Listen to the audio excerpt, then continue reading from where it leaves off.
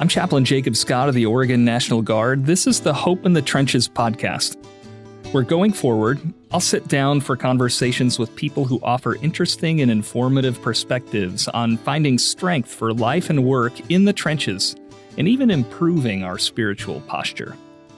Whether you feel like you're under heavy bombardment or ready to go over the top toward a new objective, it's good to be with you. Hi, Major Clyne here, Hope in the Trenches producer. Chaplain Scott wanted me to do the introduction for today's guest, Kris Paronto. Kris and I served together over 20 years ago in Bravo Company, 2nd Battalion, 75th Ranger Regiment.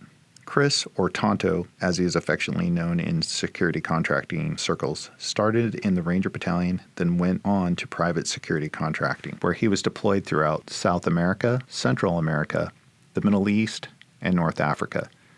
He also worked with the U.S. government's global response staff, conducting low-profile security in high-threat environments throughout the world. Kris was part of the CIA Annex security team that responded to the terrorist attack on the U.S. Special Mission in Benghazi, Libya, on September 11, 2012, helping to save over 20 lives while fighting off terrorists from the CIA Annex for over 13 hours. Kris and his fellow brothers in arms told their story in the book 13 Hours, written by Mitchell Zuckoff. Kris was born in Alamosa, Colorado, and earned his associate's degree from Dixie State University in St. George, Utah, a bachelor's degree from Mesa State College in Grand Junction, Colorado, and a master's degree from the University of Nebraska at Omaha. He served 4 years in the U.S. Army and an additional 4 years in the Army National Guard, reaching the rank of sergeant and then becoming a commissioned officer in 2003. He started contracting for Blackwater Security Consulting in 2003 and continued to deploy on various security contracts, including the Global Response Staff, until 2013. These days, he is an entrepreneur, a training and marksmanship instructor with his own company, Battleline Tactical, as well as an author who co-wrote 13 Hours in 2014 and released The Ranger Way, Living the Code on and off the battlefield in 2017. He's a motivational speaker and podcaster, hosting the Battleline podcast with Ian Scotto, providing in-depth interviews and inspiration with the best and biggest names in the special operation community, including Green Berets, Navy SEALs, MARSOC operators, and more. He's also the co-founder of the 14th Hour Foundation, a nonprofit organization committing to raising and dispensing funds to help the lives and futures of veterans, military contractor personnel, and first responders who have served and sacrificed to protect America's homeland. Well, Kris, thank you so much for coming on the show today. I got to say, I've had a lot of fun listening to you guys before we start recording. Just you and our co-host and producer, Major Kris Clyne, just swapping stories from your Ranger Battalion days. I know when we were both enlisted. I was on tab. Kris, were you? Did you get tabbed? Clyne, yeah. Were you tabbed when I was there? You were. Yeah. I got tabbed, and we were in the off-post room together. And I went to school 6 months after I got to battalion. And then and I think we went around the same time. But we both got tabbed at about the same time, it seemed like. That's right. That's right. You were before me. I do remember because I remember looking to you for protection from some of the other tabs before I got to go to school. Yeah, so and we were in that off-post room together, and I was like, hey, how did this guy get in here without being married? And because I came into battalion married, which was not a good idea. But anyways, you were older and had gotten through schooling, and that's where we met. I was one of those odd. Well, remember that second time? I'd already been a battalion earlier. For about a year and a half when I had that screw up. And then, so, the most logical thing to me was to come back in and to enlist again. Cause I felt like I think anyone that has left battalion without a tab or has gotten in trouble, and I got into trouble. I was a young, stupid Ranger that did something stupid on block leave.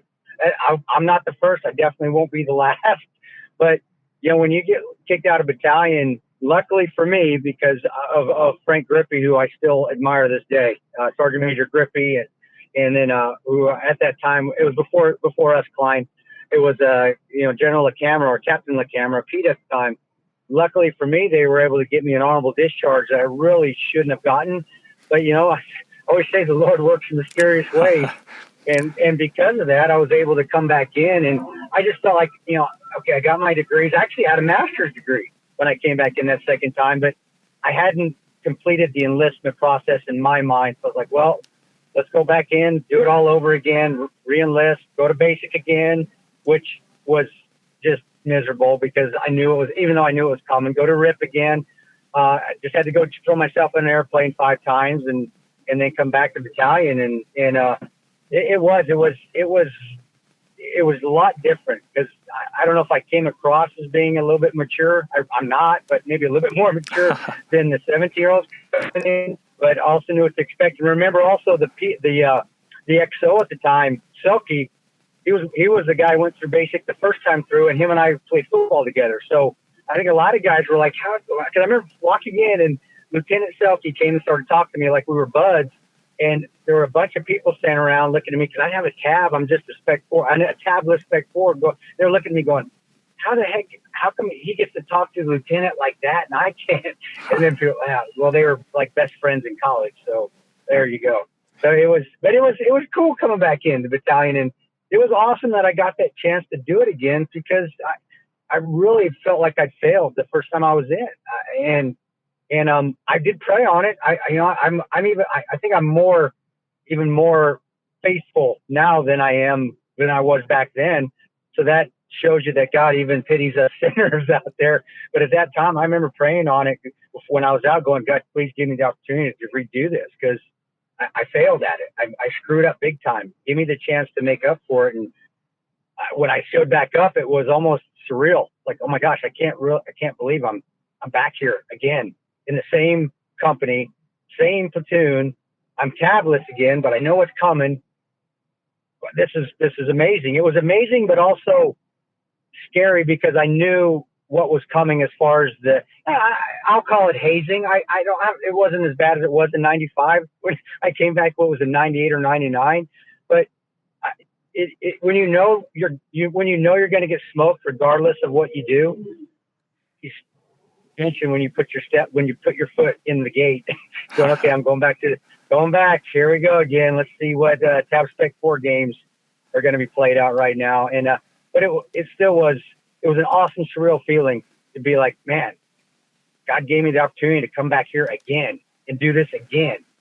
I can't believe I have this chance to actually, after getting really RFS out of battalion, and here I am again with this opportunity. And I kind of know what's going to happen. I have an idea. It's not going to be as hard because I'm expecting it. It's going to be a little bit more apprehensive because I'm expecting it. But this is amazing. It really was just an amazing experience just to step foot on there again after the failure, the miserable. I will call it that, a miserable failure the first time I was there. Well, and it's amazing. Well, that's an incredible story, and I love the way you unpack that in your book, The Ranger Way. And yes, now, I mean, I was not that mature when I was in my 20s. I was a platoon leader in the 82nd Airborne Division.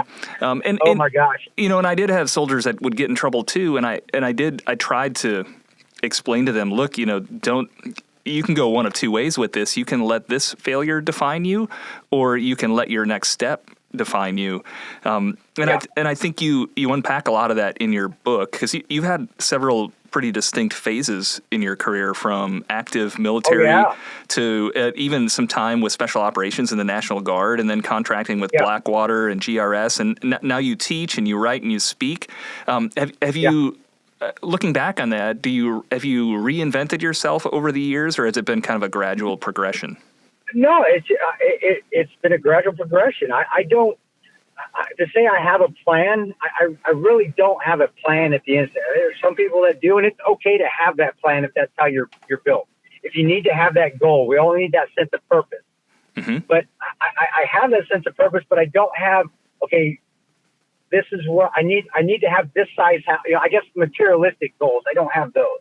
Right. My goal at the end of everything is just, can I sit on my porch at some point in my life and just look back and be like, wow, I really have nothing left I need to do. I've done it all.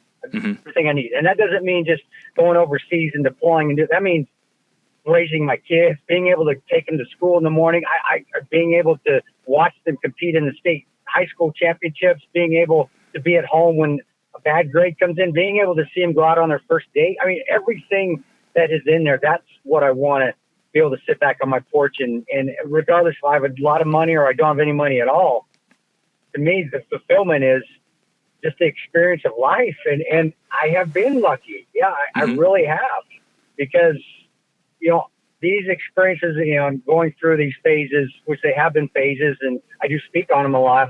Some of those phases haven't been pleasant. I just told you about one of them. You know, another one was when I became an officer, and you know, all of a sudden in 2003, I'm not going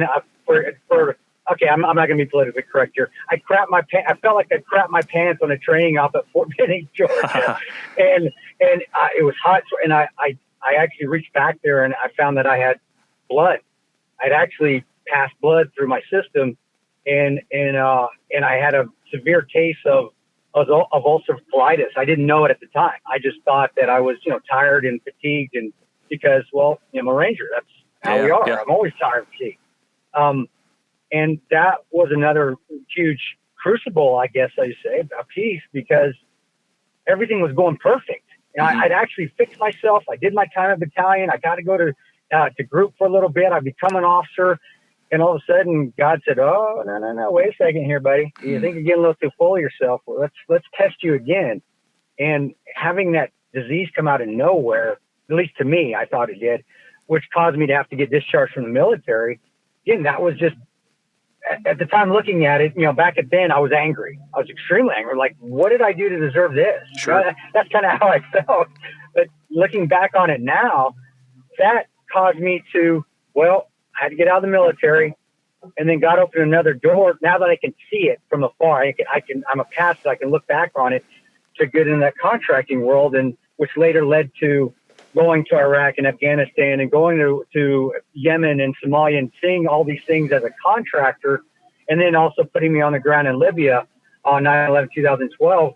You know, that wouldn't have happened if God didn't say, "Well, you know what? Let's see how you handle this test." And so really, I think everything for me has just been God saying, here's a test. Can you overcome them? Which, if you read the Bible, that's a lot of what God does. God says, testing you. We're going to test your faith a little bit. Let's see how you deal with it. And with me, now that the anger has gone, and I did have a lot of anger after Benghazi, I did. Those of you that saw me on the news, you could probably see the anger for about 3 years, and it drove me down a very slippery slope of almost committing suicide 3 times. Luckily, that's something I'm not very good at, thankfully. But when I let the anger go and I was able to look back at you know, getting kicked out of the military the first time, then coming back to Range Battalion the second time, and that apprehension, the divorce that I went through, the first divorce that really crushed me, the disease that I had to deal with that I'll never get rid of. Ulcerative colitis is not curable. You can just control it, which luckily I'm able to do. But overcoming that, and then the multiple deployments of seeing, you know, 10 years of deploying before Benghazi even happened, of seeing a lot of death, but seeing also a lot of life saved. But looking back on all those things, I'm just thinking, man, God He just gave me obstacles to overcome. He just gave me an opportunity to better myself, to get my faith stronger, to get my body stronger, to get my emotions stronger. And when I was able to, like I said, look back at it without anger, those things were the path that I was supposed to go on. Oh, that was my path. And I was supposed to learn from those paths. I was supposed to learn from those obstacles on my path. I'm sorry. And in the end, can I, when this is all said and done, because I got a lot more life to live, can I help somebody else down the line that's going through bad times, that's going through adversity because of all the adversity I've gone through? Can I teach people? That's what I do with the speaking. Can I teach people that adversity is just a way for us to get stronger, that obstacles are just a way for us to get stronger? It's just God's test saying, hey, all right, can you get stronger from it? Because once you do overcome that adversity or that obstacle, we really are stronger. I am. So I know when I'm faced with some sort of adversity again, I can look back at it and go, all right, I did that already. I know how to overcome this. Yeah. And I think that's where we lose the ability to overcome adversity, because we look at that obstacle like, can I do this or not? Even though we've maybe overcome it before, we don't look at it as that we've gotten stronger. We just look at it as another bad problem in our life. Where I'm just looking at it as, nah, it may be a problem, but it's not bad. I've been through worse. That's how I overcame the suicide attempts. The last one was looking in the mirror and looking, and this is after Benghazi. This is 3 years. I've been doing all the media, doing the movie had come out, the books had come out. I should be at the top of the world, right? I'm a public figure. Whoop-de-doo, I'm a big deal. But, in today's society, that's where you're supposed to be, right? That's the social media. You're huge. People know who you are. I was the worst I'd ever been in my life. I felt terrible. But looking in the mirror that last time and having the Glock, I had a Glock 19 in my hand and going, man, do I really want to live like this the rest of my life? The answer was no. So I'm at a crossroads there. And then I thought back to Benghazi. I'm like, gosh, I just went through hell and back, made it through, and I'm going to give up on myself now. And then I look back at getting thrown out of the military, then you can come back in, then being successful and getting my tab, then becoming an officer, and all those mountains I climbed up to that point, and I took the gun down. Like, I'm not going to quit on myself now after doing all this throughout my life, and then going through one night of hell that we made it through. Why would I quit now? So even looking at Benghazi, I don't look at that as a terrible night. I look at that again as another test of, man, can I do this? Did I overcome something? Yes, I did. Yes, we did as a team. Well, I'm not going to give up on anything or even on myself now at this point in my life. It just is another obstacle and willing the ability to be successful because you've been tested. I've been tested. And also, God put me through that for a reason. And I understand that now. And it was to get my faith stronger. I always look back at the story of Job. It's like, man, I really didn't have it that bad. Look at how bad he had it. Right. His faith still. So, well, I know that's a long answer. It really is. And I'm sorry for your listeners having to go through that ordeal. But I really do look at all those things that happen, all the bad things and the good things. Getting to range school, getting remarried, reconciling with my wife after I divorced her, the second wife, and now having a wonderful family, wonderful kids, and then God blessing us with a young one again. So with our 6-year-old, that I've been able to actually be involved more with his life than I was able to with the 17 and the 13-year-old where I was deployed all the time. It's amazing the things that we're able to look and experience, the good and the bad, because we just learn and get stronger from it. And in the end, at least, and it's not the end for my life now, but in the end of where I'm at right now, I'm able to look back at all that and be like, wow, what a great life I've had, the good and the bad. This is like a roller coaster, but this is freaking awesome. And I'm so much stronger and I can handle anything. Anything that's thrown at me, I can handle. At least that's how I want to think I can. But I also want to make sure that I have that humility because when we don't have that humility, God will be the first one that'll kick your legs out from under you and be like, okay, I'm going to humble you a little bit now. Let's see if you can get back on your knees and remember why you're strong. And I know he did that, especially in those 3 years after I got out and the book and the movie came out, because I tell you what, there were a lot of vices thrown my way during those 3 years, and I got full of myself, and God did humble me a lot. And that's why I will say, those 3 years of the movie and the book and being out on TV all the time and all that, they were the worst years of my life because I really had forgotten about God and thought it was all about me. And God had to remind me that it wasn't all about me. And that was okay. I needed that. And now I'm back happier than ever. I really am. So, I go in circles. I'm sorry about that, Pastor Chaplain. I'm sorry, but I'm all over the place. But no, I want to pull on a couple of those threads because that's super important. I think for everybody to learn too. Life is always a mixed bag of challenges and suffering and setbacks, and as well as the good and things that we can be thankful for. And it's so important to have an anchor or a grounding in something that's really even that's transcendent, something that's outside of ourselves, or it's easy to get blown off course. Yeah. Oh yeah, dude. we lose sight, we lose direction, and we don't pray. Praying is a huge part of life. I've been praying every night, and even more so since I was 16. During those 3 years, I had forgotten to pray a little bit. I still was praying every night, but it really wasn't from the heart. It was just going through the motion. Mm-hmm. And when you don't pray correct way, which means you're praying from your heart, you're not just regurgitating words out of a prayer book or an old prayer you've said a million times. When you start to do that, you do lose your way. Or at least in my case, I lost my way, and I thought I could do it all. And I was reminded that wasn't possible. That no, you can't do it all. And until I got on my knees and said, God, I can't do this. I need you to take the wheel. I know that's a cliche now, but that's what I said. Well, there's a reason cliches become cliches. Exactly, because there's some dang truth to them. It was a heck of an experience to go through all that up to this point, and I'm still going through. I'm still living life. I'm still enjoying life. I still have my ups and downs. I still have my demons, like everybody else out there that's deployed, that has seen traumatic injuries. To me, has seen death, has been through duress. But I'm not afraid now, and say from the heart, God, I can't do this. I need your help. I need you to carry me a little bit here. And He always does. Always does, and I always get through it. Well, that perspective that your faith gives you, it keeps your past in perspective and helps you move forward with that same perspective. One of the taglines that you use in your podcast is finding God in the face of adversity. And even today, you're not afraid to talk about your faith. And maybe you just touched on it, but were you raised in a religious household, or was there a particular moment that your faith became a prominent part of your life? No, I was.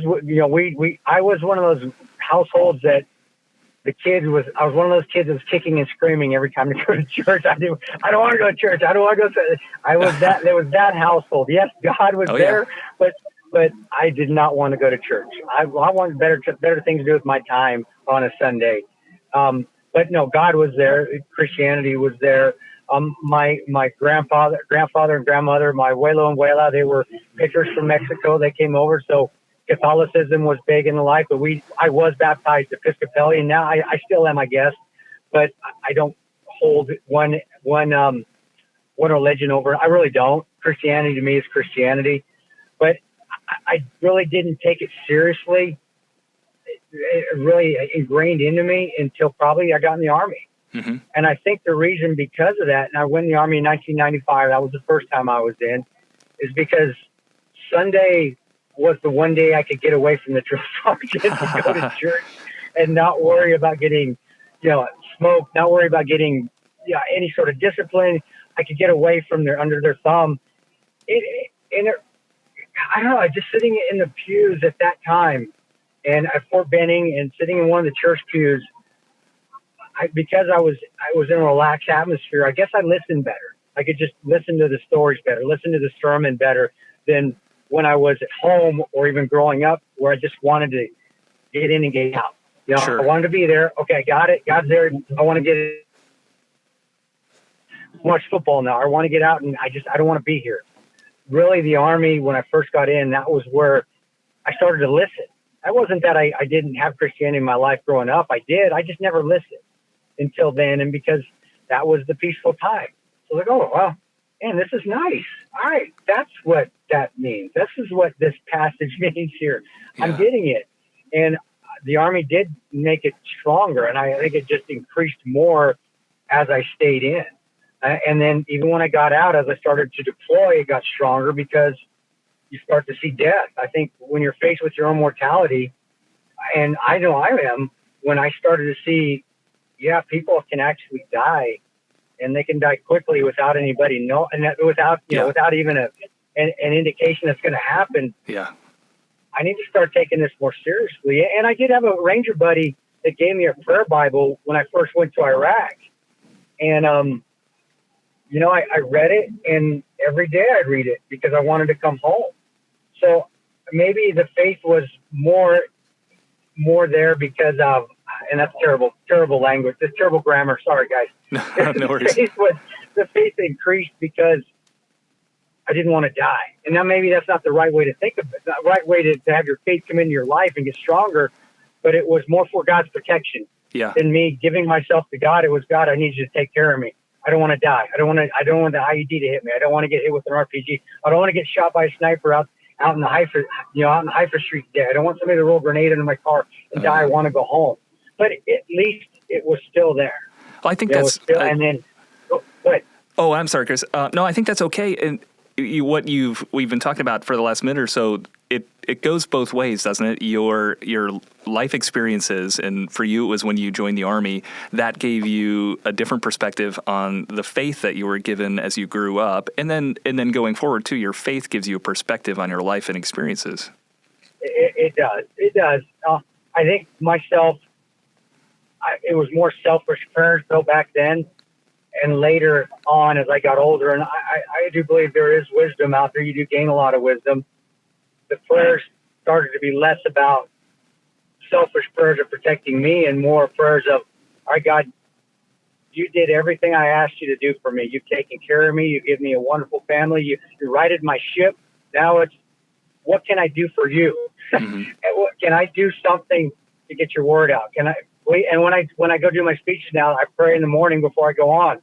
That God, use me as a vessel. Please use me and let me say the words that this group needs to hear today. Mm-hmm. Because my speeches I don't use PowerPoints. I just get up there and talk.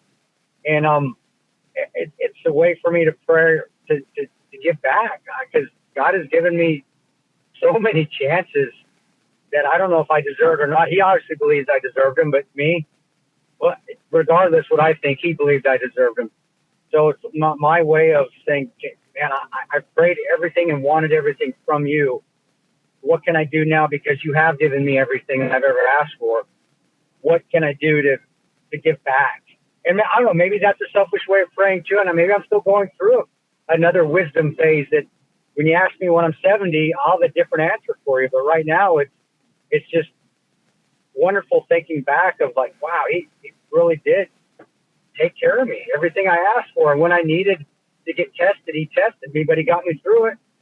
And now it's, and I don't know if I don't think any of us that are Christians feel like we ever deserve God's love as much as he believes that we deserve his love. Yeah. That's the way I feel. But I'm still trying to do everything I can to give back and live a great life based off the commandments. Well, that very first definition of the word grace that I ever learned, as a kid going to a church school was that's God's undeserved love for us. Yep. So that works with my anthropology too. It is. But you know what? The commandments, I've broken every command. I have every commandment I've broken, and now I'm just trying to repair those commandments and do better and just do what he would like me to do. What, and that's why I say, God, just put me on that path. Just lead me. Where do I need to go? I still believe there is free will, and God says God gives us free will. Obviously, I've utilized my free will on many occasions where I probably shouldn't have, but still, though, there's still that ability to have that free will and still say, I pass here, God, left or right, help me. I don't know which way to go. Mm-hmm. And I wasn't able to do that in my younger stages as a kid. But yeah, God was in my life from an early age. Just my views of how I should live a Christian life, I think they've just changed over the years because of all my experiences that I have to go through and been lucky enough to get through. Oh, I hear you, and I can sympathize with a lot of that. So we're recording this on a Monday, and I just preached yesterday at one of the area churches here, and I get a lot of mileage out of this joke, but one of my professors told us that God makes some of us pastors just to make sure that we're in church every Sunday. So, you're going to be the one that's got to go to church every Sunday, and that's how I used to look at it. I got to go to church. Yeah, it wasn't that I get the opportunity to go to church. So I got to go to church. Oh, yeah, they're expecting me to show up. Yeah, but I guess you can't get away from that one, can you? You're stuck. But I need it. But I need it just as much as anybody else sitting in the pews. Well, sir, I don't know about that because I've never been a chaplain, never been a pastor. But I will take your word for it. The reason being, because I think you guys, you know, if anybody more, and godlike is a bad term. I say more godly than anyone else. It's the chaplain, it's the pastor, and it's somebody I would lean on when I come back from deployment. Mm-hmm. When I would do something, the first time this isn't a bravado story. I hate saying this because I think a lot of the war stories and the guys that serve, it turns into bravado stories. But the first time I had to take another man's life, it didn't sit well with me because I'd broken a commandment, in my opinion. Like, my gosh, and I'm going to have to do it again. And if I want to come back home, and I did have a sit down with my pastor, Pastor Steve, loved the best pastor I've ever had. He was in Omaha, Nebraska. You know, he was a Lutheran. He wasn't Episcopal either, but he was my pastor because my kids went to a Lutheran school. He didn't care if I was a Lutheran or not. And I sat down with him. I came back from Iraq and I went, sure, did I break a commandment? This doesn't feel right. He talked me through it. Like, Kris, you're doing something that you may lose your life and you have to defend that. And God understands that. And I'm paraphrasing because of the words. Yeah. I know I'm giving exact words, but it was that you're fine. You know, you're not doing anything out of hate. You're not doing it out of you know, sheer emotion. You're doing it because that's your job, and that's what you have to do. And if you want to come home with your family, then that's what you have to do. And he did talk me off the ledge because it did bother me, and it still bothered me down the line too, but not as much because I believed I had understanding now of why I was there and what I was doing, and that out of necessity. You know, if I wanted to come home and if somebody's trying to kill me, then that's what I'm going to have to do. And I came to terms with it. But I wouldn't have come to terms with it without my pastor. So that's what I'm saying. You guys, to me, you put me in front of a 5-star general and put the pastor over here. I'm going to go talk to you before I got to talk to this 5-star. Sorry, sure, but I'm going over to this pastor and chaplain and talk to them because I really believe they know how I need to lead my life or can give me the wisdom I need to move forward. So, you guys keep going to church. You keep doing your thing, Chaplain. All right, because I'm leaning on you, man. Well, so Clyne gave me a knowing glance. You should have seen the smile on my face because I'm a Lutheran pastor by training. No way. Offline, I might have to get Steve's name because I might know him, or at least there's like 1 degree of separation between Lutheran pastors. Well, I didn't know there was. He's a Wisconsin. I didn't know there were different. There was. There are. Welsh? Yeah, I didn't know that. See, that's because Lutheran's Lutheran, right? No, I'm a Welsh. I'm a Wisconsin Lutheran. There's this Minnesota Lutheran. I was like, what? Okay. Yeah. You're whatever. Oh, that's great. All right. That's fantastic. That's hilarious. I really do hold Pastor Steve in high regard because he talked me down, and that was at the beginning of my deployment. That was when I first started deploying, and I really do think if I hadn't spoken to him candidly at that time, the next 10 years it would have been rough, rougher, I should say, especially coming home. Not so much when I was there. When I'm there, and I did say this in a Ranger way, I was my best person when I was overseas. I was my best person I could be when I was deployed because vices did not control me. All I cared about was working, going out and doing ops. Didn't drink a ton. You know, I didn't care about. I didn't care about the other women that were out there in the deployments. I tell you what, and I think anybody in the military will say the same thing. And just the opportunity for those vices, the drugs, the alcohol, the extra out there, it's rampant. It really is. But to me, when I was deployed, it didn't bother me. I had more problems when I was home. So honestly, if I wouldn't be able to get through that, what I'm getting at with Pastor Steve, those times that I was deployed would have been just as miserable as and uncontrollable as those times when I was home if I wasn't able to handle and rationalize the job I was doing, and rationalize it in a good way, not a bad way. And I didn't go out there and look to take anybody's life. I will say I never shot anybody that didn't shoot at me first, ever. And that's God honest truth. But I think I wouldn't have been able to handle the death that I saw or that I experienced or that I was a part of, because I just would have thought it was a death. It wouldn't have been we're fighting terrorists, terrorists trying to kill me. It was, man, I took another guy's life. Well, certainly. Yeah, and having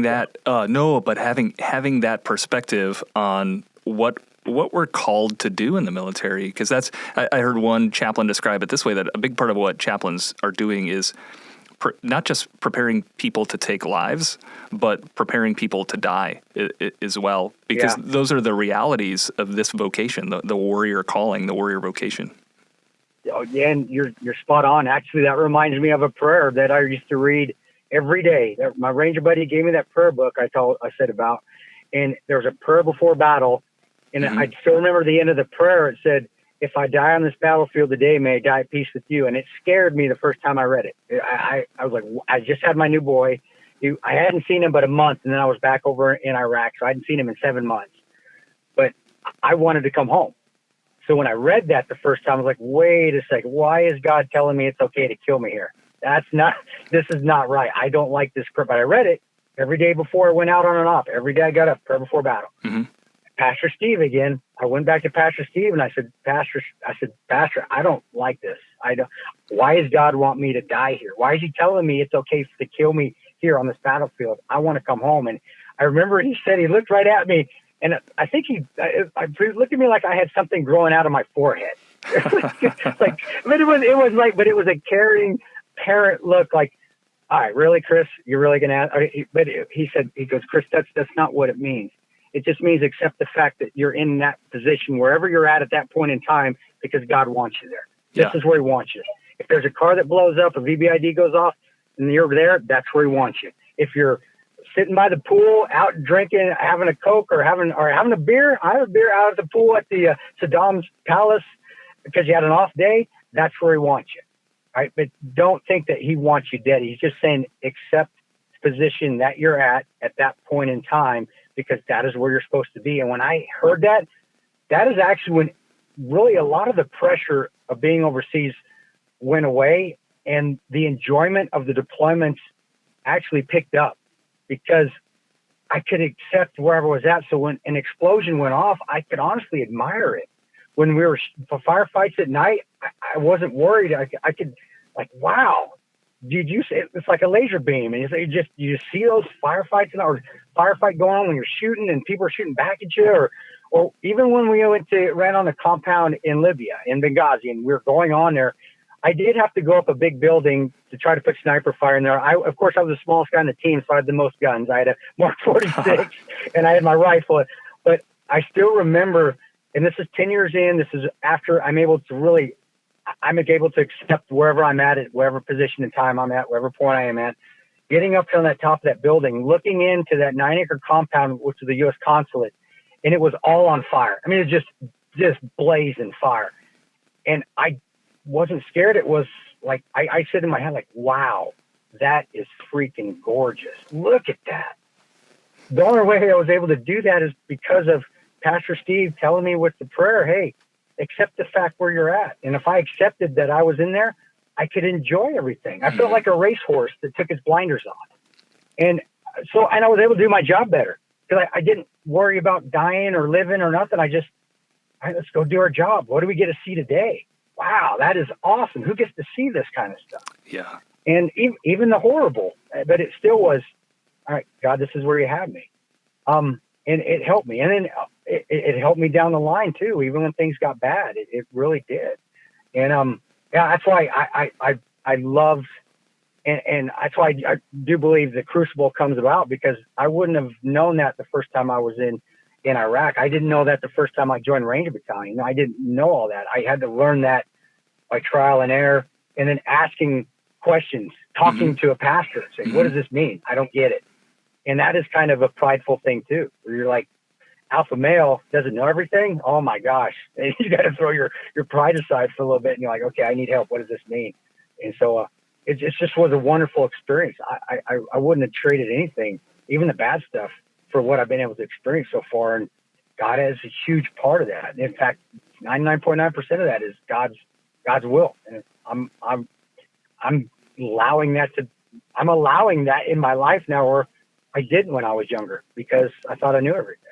Obviously I didn't. I don't think you're the first person that's thought that either, but so in our tradition too, we talk a lot about vocation and a calling, and that we're given these various callings in life. And of course, when you get a call, that means someone else is calling, right? And but each of these different vocations that we're given, it's never for our own benefit. Now, certainly we get a lot out of it when we're working well in our vocations, and we're performing well and doing a good job in all of those vocations. We get a lot out of it too. But whether that's in your family or in the world, which is, in the civil world, which is the military and the contracting and stuff that you do, it's right there. That's always for the benefit of others.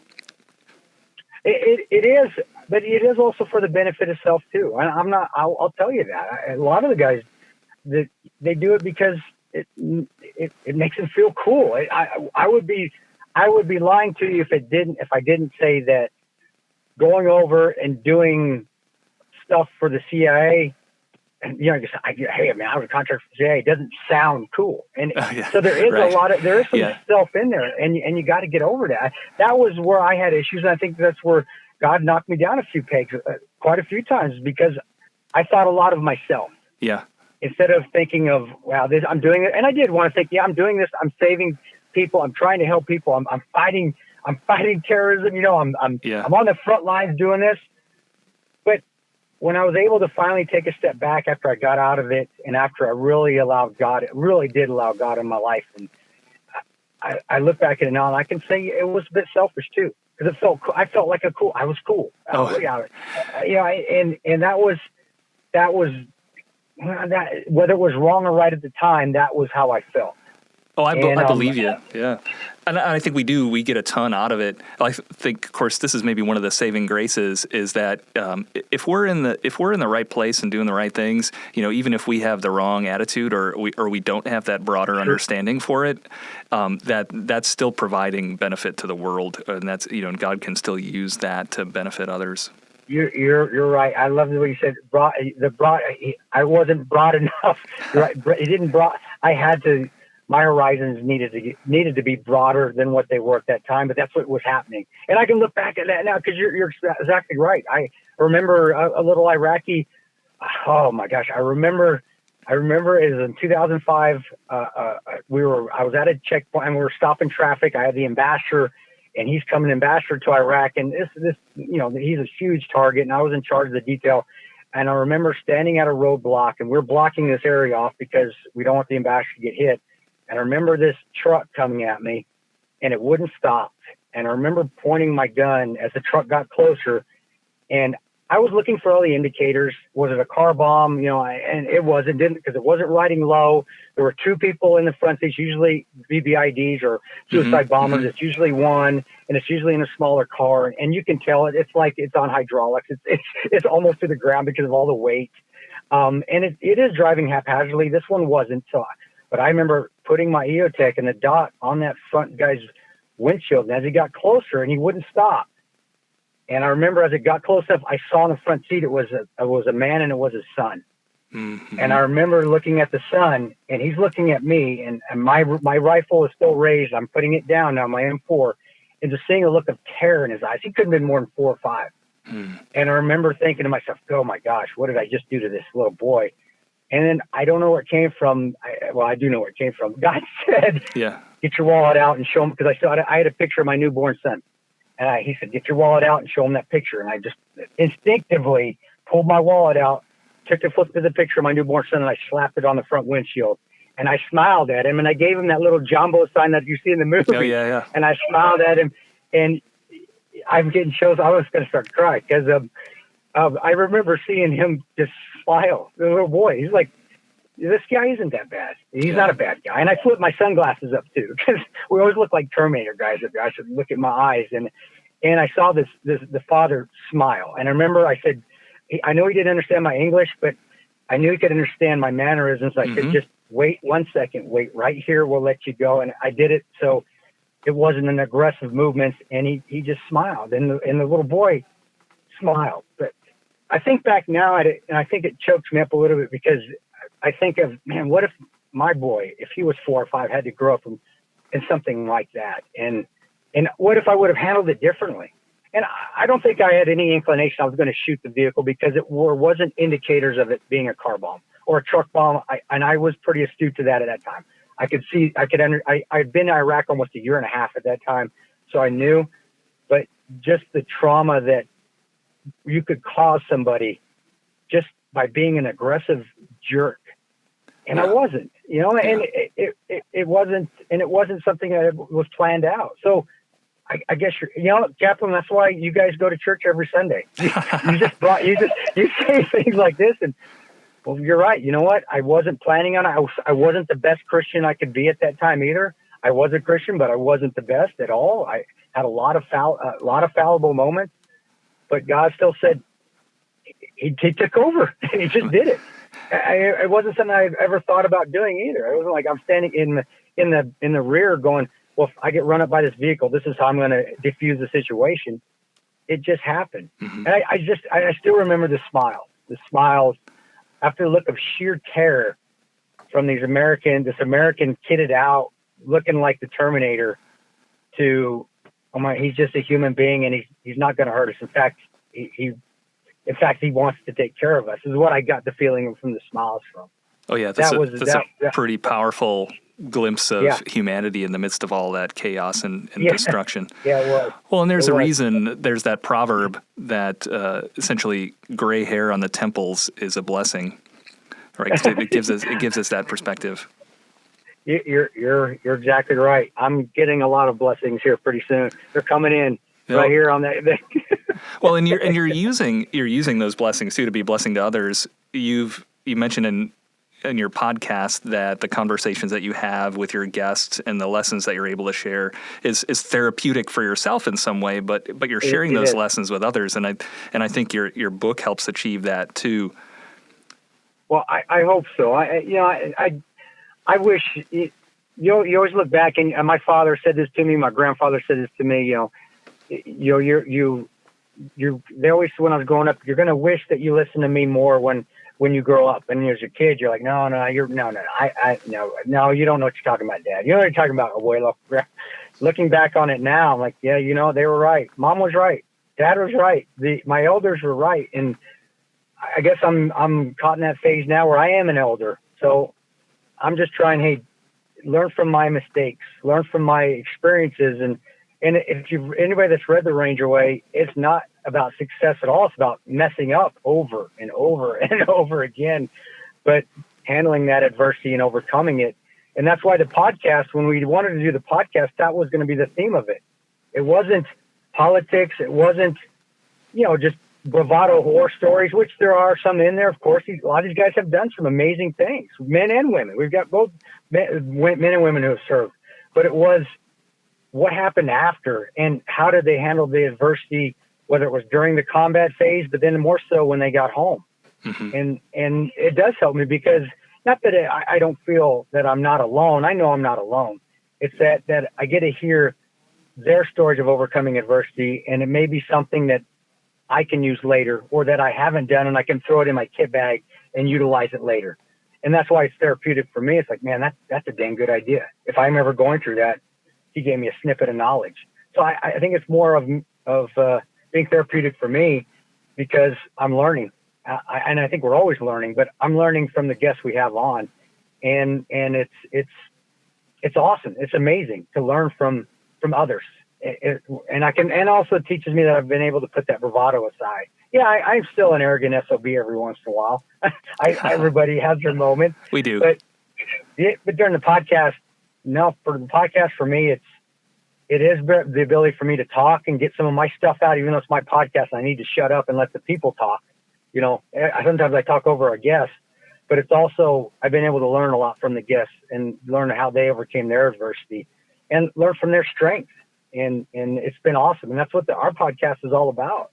It's just overcoming adversity. I wish that was more important in today's world than divisiveness and whose side is right and whose side is wrong. But regardless, we're going to keep doing our podcast that way. and hopefully more people will still come around to it and listen to it. And if not, as long as we've helped one person, which I know we have, because we get emails saying we have, then we're doing the right thing, and it helps me. So it's a win-win twofold for myself, and as far as Ian goes, I get to work with a tremendous professional in that line of work. So the podcast for me is easy because I don't have to do any of the work. He does everything. He does the engineering and the editing, and I just got to show up. So I've been extremely blessed to have a therapeutic podcast, one that is very positive. At least I think it is. But then also not have to really work at anything because the guy that's on it is a subject matter expert and does it all. I couldn't think of a better. I couldn't think of a better job to have, to be honest with you. I feel the same way. I think it's attributed to Martin Luther, but there's that expression that I'm just a beggar showing other beggars where to find bread. Yeah. And and Chris Clyne keeps me in line too. I just roll into the studio and Chris Clyne produces it. Your old Ranger buddy. Yeah. Exactly. Gotta have that. Always be with somebody that's smarter than you. I always am, and I always am. Always with somebody that's smarter than me, because then I can just do the work that's fun. They get to do all the hard work, and that's how the podcast is. But that's a blessing to me, and I'm blessed to have Ian on that podcast with me, and I'm blessed that we've gone almost a year and a half, 2 years. And it started off at just, hey, let's just go try this, see what happens. Mm-hmm. And here we are, almost 2 years later, and still rolling along, still have a lot of guests to come on too. And it is helping me every day, even the days, and I don't know, Chaplain, if you feel this way or not, but there are days I don't want to be on. It's like, gosh, I don't want to do this today. I don't want to get up today and do this. But once we start, I feel tons better. I don't know. Maybe I don't know if you're like that or not. Absolutely. Yeah, the nerves or anxiety or whatever. If you had a fight with your spouse or whatever, your kids, or you had a rough morning, and then you get there and then it just flows. Yep, exactly. But that just means it's meant to be still for right now. It still needs to go on, and it's been great. And it's also it's helped me realize and even look back and remember the good and the bad, because when I'm on a podcast and somebody comes on and starts talking about an experience, not that I'm not listening, but it might ring a bell with something I may have forgotten in Kandahar, I may have forgotten in Kabul, or I may have forgotten when I came home, and it reminds me in my head, and it just allows me to remember and allows me to learn from my mistakes, or learn from the good things that happened by the other veterans that we have on that have a compelling story. Or, we have veteran spouses on. I think I never admired a veteran spouse as much as I have done after the podcast, because they really do. And my wife's, she's wonderful putting up with me for so much, how much they have to go through when we're gone. Oh yeah. And the podcast has helped me actually realize that. I guess you do take it for granted a bit, or as a spouse that deploys a lot, you say, yeah, I get it. You really don't until you hear it from another spouse and they're talking directly to you about the bills. Or we had our last guest, Chris, I believe it was Chris Whittemore is his name, a Marine. And he talked about, and it was hard for him to talk about. I'm so happy he did. He went through a lot because he was a Marine in Ramadi at the time. In 2005, and that was a meat grinder there. Mm-hmm. But it's his wife that had the nervous breakdown, not him. And he talked about it. It was hard for him to talk about, but to me, saying that, it just made me realize, it's the wives that are home. We're kind of in control of our own destiny for the most part when we're deployed. Yeah, a bullet may have your name on it, you don't know it, but you're still in control of the op. You're still going out on a mission. You still have some control. If you're at home as a spouse, you're just waiting. Am I going to get that phone call? Oh my gosh, did we get paid this month? I got to take the kids to school. There's a tree in the front yard that needs to be cut. I mean, all those things that they have no control of. And I never admired the spouse as much as I have since the podcast, because I didn't realize it that way. Yeah. And also I've always loved my wife, but I love her more than anything now, because the way she handled, it wasn't just a year, it was 10 years of me being gone, 10 years of constant deploying. In and out the door. And she handled it. And a divorce. Her and I divorced once, because divorced when I got out, when I was going through the movie and the book, because of my stupidity and my ignorance. And then she, how much of an angel she is to take me back after God humbled the heck out of me and I came back on my hands and knees. But that's amazing. And it shows the strength. The spouses are the strong ones. We're the veteran that deploys, we have it easy. And all we got to worry about is not dying. Really, that's it. We don't have to worry about anything else. And it's made it amazing for me, and the podcast has shown me that. And if I hadn't done the podcast, yes, I would have always admired and thought highly of veteran spouses, but not to the point that I do now, where they're at the top of the pedestal. And it's because of the podcast. Cultivating that appreciation and gratitude. Yes, sir. Yeah. Sure. Well, he's been taking some notes over there, so I want to throw it back over to Chris Clyne to see if he had any questions for you.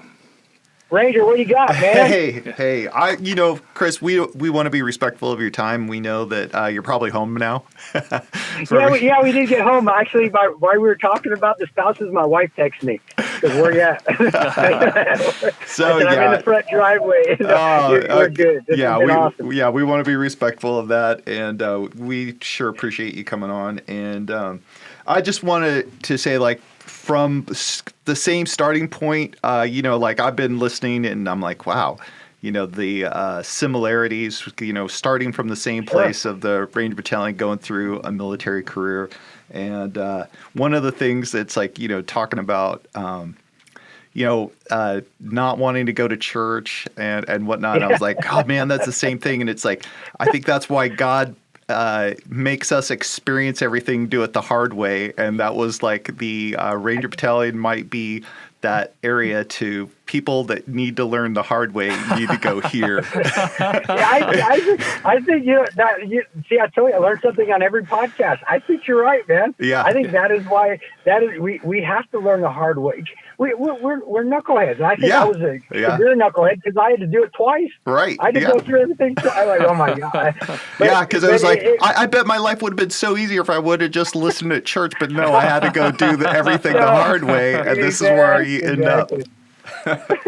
So you're so right, but that is the thing though. Both myself and you still got you're still in. You're still Dude, whoever thought Ranger Clyne as a Task Spec 4 is now you're an 04 now, and you're probably make 05. When are you going to be a light colonel? Oh, you know what? I have the stumbling block of ILE still to conquer. It's defeated me before, so I still got to get through that. Again, I got to do everything twice, so I've made one attempt at it and need to try that again. Dang, when we're old and grouchy on our front porches, and this, I guess I'm going around in a full circle. At the end of my life, when I'm actually can just be home all the time, I am, and I know you are too. I'm going to be able to sit on my porch, that grouchy old man telling the young kids to get off my lawn, going, "Man, I lived a hell of a life. This was awesome." And that's how I always wanted it to be. Not being a multimillionaire or anything like that. It just was money, material things. Don't care if I have them, great. If I don't, great. It's that, can I, on my deathbed or sitting on my porch, and I always imagine this, in my rocking chair, can I say, man, I lived a hell of a life. I experienced things. That, to me, is fulfillment. I can honestly say that. And I still have more to experience. And, well, I know you do, too. I know, and when you do become like Colonel, have me back on the show, if you don't mind. So I can manage you a little bit, man. Yeah, you got it. You got an open invitation. Yeah, and the one thing, though, I want to just point out, like, Chris, you're, like, in your book, the gratitude that you show, it's and the strength that you get out of that is amazing. And it's, like, one of the things, too, that I've experienced just to make everything easier is to just be grateful for the great things in your life. And and one of the things too, that your faith that, hey, I'm here as a test, that God put me here and I'm being tested, and it's like to have that purpose in life.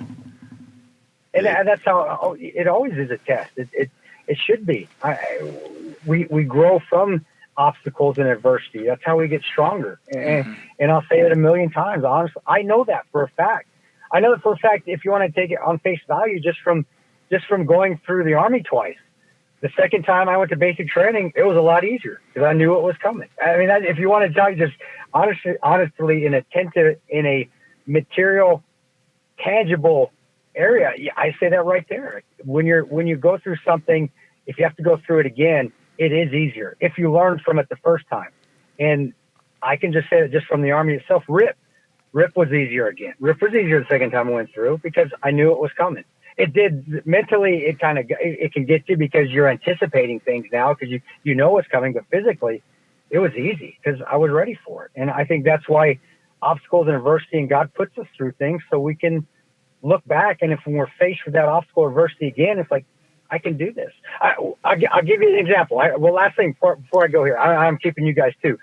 The first wall that I hit in Benghazi, the first wall that I tried to climb up over, it was an 8-foot-high block wall. And you go in the Middle East, every dang yard has these block concrete walls anywhere. And I remember jumping on it. And, I had my Mark 46. I had a 200-round drum of ammunition. I had a 200-round drum on the Mark 46. I had ammo all over the place, body armor, all that. I did have shorts on. That wasn't movie. I still have those shorts. And I was wearing a Mickey. We couldn't put it in the movie, but I had a Mickey Mouse shirt on too. But they wouldn't let us put it in the movie. I know. I was like, man, are you kidding me? Mickey Mouse shooting terrorists? That's America. Why would you put that in the movie? But we couldn't do that. But I pulled myself up on that wall, and I was 42, and it was hard. I mean, you imagine remember those obstacle courses we had stuff to do, or even just climb the back. Was it Noble Hill on the back with our body armor on? Well, I remember pulling myself up, and I thought just briefly, I mean, it was longer in my head, but I know it was just quick. It was, man, I don't know if I can do this because there was 4 more along the way, plus another building we had to go clear. And I thought back to Mount Fraser Ranger School, and I thought back to Mount Yonah, and I thought back to going up Mount Yonah, that trail at the beginning with that rock when you get off the bus. Yeah. And I remembered I almost fell out. And I remember an RI behind me because, you remember, Clyne, if you fall out of that first trail for Yonah, you're done. You're done. Oh, right. And I remember an RI saying, Ranger, if you fall behind me, you're done. And I remember I found that gear and I shot up that mountain. And I came back to that wall and I went, this is an 8-foot-high block wall. I went up what was it, Mount 5 miles? It was 4 or 5 miles. It was what trail? It was long. I remember it was a long-ass trail. I want to say it was 5. Uh-huh. And I remember thinking to myself, man, I went up a 5-mile trail with a 70-pound ruck, emaciated because you had already been through pre-ranger. I'd been through zero weight, been through wrap weight, already been through bending phase. So essentially, really, I'd been at ranger school for 6 weeks. I'm like, man, I can do this. And all the pain and the burning in my muscles went away. I was like, I've already done this before. I've already done stuff so much harder than this 8-foot-high block wall. And I attribute that your mind can be the strongest part of you, and it can be the weakest part of you. Your body can take a lot of pain. It can. But I also attributed it to, man, God put me through an obstacle. I conquered it. He's put me through another one. This one's a lot easier than the one I went through then. Stop complaining and whining and get over that wall. And honestly, I didn't feel pain the rest of the night. I didn't feel nothing. I didn't feel fatigue or anything. So that's why I say obstacles are there because we need to learn from them, and we get stronger if we allow ourselves to get stronger. And that is just an example of, it's a testament to the human body by anything, how strong the human body is and how our mind can be very, very strong or very, very weak. But it's also a testament to the spirit, man. Mm-hmm. And the spirit's putting you through things to make you stronger. And God is putting you through things that are going to make you get through that next obstacle you might face down the road. And luckily for me, I remembered it. And I remembered it in a split second. And that's why I always say that obstacles are there for a reason. And I can say it metaphorically, and I can say it figuratively as well. It for real and in metaphor state, obstacles get us stronger once we conquer them. And that's an example of one right there. And I was blessed to go through it. And I remember it vividly. So, and Ranger School too. I remember Ranger School vividly too. But I try to forget some of that because that was really Ranger School's awful. Yeah, Kris, that is an awesome perspective. And that's one of the things that it's like when it starts to suck, try to keep that right there in your mind. Like, hey, this is a test and I'm going to become stronger for it. I'll save you there, and I appreciate it, guys. And I know I ramble. I do like talking about God and faith. I really think it needs to be spoken more. In the speaking events, I see it out there that a lot of people are yearning for it. And so I'm sorry if I rambled and I went. It excites me. It really does. So I appreciate it. I'm sorry again. No apology necessary. This has been such a fun conversation. God be with you, Kris, in everything that you're doing today, tomorrow, always, and blessings to you and your family and work. Thank you. Thanks. I appreciate it, Chaplain. This podcast is produced by the Oregon National Guard Public Affairs Office. My prayer for you is that wherever you find yourself, that you might find hope for today and strength for the ambiguity and chaos of life. Blessings on the rest of your day.